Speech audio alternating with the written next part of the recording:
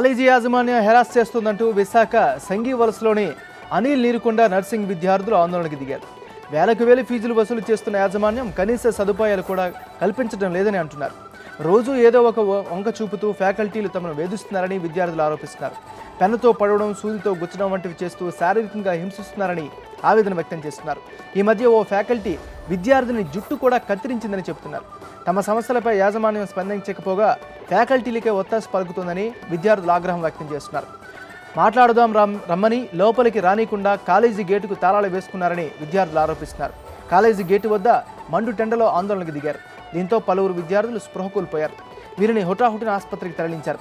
College వద్ద పోలీసులు కూడా భారీగా మోహరించారు. నా పేరు జి సింహాచలం సార్. మేము ఈ కాలేజీలో జాయిన్ అయ్యింది 2 years sir, second year sir. కానీ మేము అడ్మిట్ అయినప్పుడు చెప్పింది వేరు సార్, ఇక్కడ జరుగుతుంది వేరు సార్. మాకు ఫిజికల్ హెరాస్మెంట్ జరుగుతుంది సార్. ప్రిన్సిపల్ మేడం మాది పట్టించుకోవట్లేదు. ఇప్పుడు మీడియా వాళ్ళందరూ చూశారు. చూస్తుండగానే ప్రిన్సిపల్ మేము చెప్పింది పట్టించుకోకుండా వెళ్ళిపోయారు. ఇక్కడ మేనేజ్మెంట్ వాళ్ళు ఉన్నారు, ప్రిన్సిపల్ ఉన్నారు, ఇక్కడ పోలీసులు ఉన్నారు, ఇక్కడ ఇంతమంది మీడియా వాళ్ళు ఉన్నారు. అయినా కూడా ప్రిన్సిపల్ పట్టించుకోలేదు. అంటే దీనికి ఎన్ని రోజులు మేము చెప్పిన దానికి వినరు. మేము చెప్పిన అబద్ధాలంటే మేము ప్రూఫ్స్ ఇప్పుడు చూపించడానికి రెడీగా ఉన్నాం. ఉదయం 8 నుంచి గేట్ వేసేసారు. College problem physical harassment sir. Scales తో కొడుతున్నారు సార్, చేతుల మీద పెన్స్ పెట్టి, ఇలా పెన్స్ పెట్టి, డస్టర్లు పెట్టి స్కేల్స్ మీద పెట్టి కొడుతున్నారండి సార్. లార్జ్ అని అడుగుతున్నారు సార్. లేట్గా వచ్చామనుకోండి సార్, అది బస్సు లేట్గా రాదా సార్? డే స్కాలర్స్ అనేక 5 minutes లేట్గా వచ్చారంటే ఎవరితో తిరగడానికి వెళ్ళారు? లార్జ్కి వెళ్ళి ఇది లార్జ్ అనుకుంటున్నారా, మీకు వచ్చి బుక్ చేసుకోవడానికి అనుకుంటున్నారా అని అడిగారు సార్.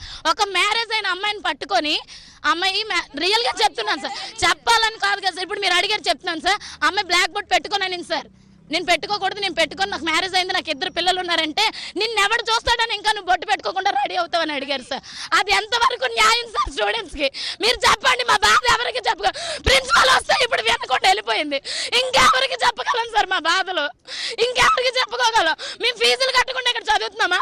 మనం అడుక్కున్న వాళ్ళమా? ఇక్కడ మా క్యాంపస్ లేదా? ఇక్కడ ప్రిన్సిపల్ ఇంతవరకు మేము ఇన్ని చేసినా ఆవిడ కేవలం మా కోసం రాలేదు సార్. సార్ ఫోన్ చేశారని వచ్చారు. ఇంతమంది మీడియా ముందు ఆవిడ అలా మాట్లాడొచ్చా సార్?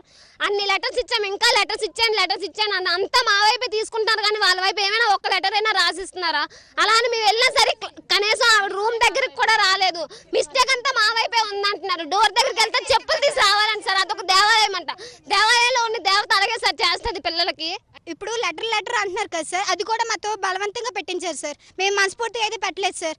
అందుకే పేరెంట్స్ కూడా రెస్పెక్ట్ ఇవ్వరు సార్. వల్గర్గా మాట్లాడతారు, బయటకు నిలబెడతారు సార్.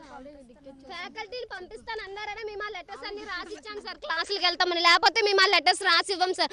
ఆఫ్టర్ నర్సింగ్ అని ఇంతమంది ప్రూఫ్ ఉన్నారు సార్. ఆవిడ ఇప్పుడు చెప్పలేదు, నేను అలా అనలేదు అంటున్నారు సార్. ఇంతమంది చెప్పింది అబద్ధమా సార్? అయితే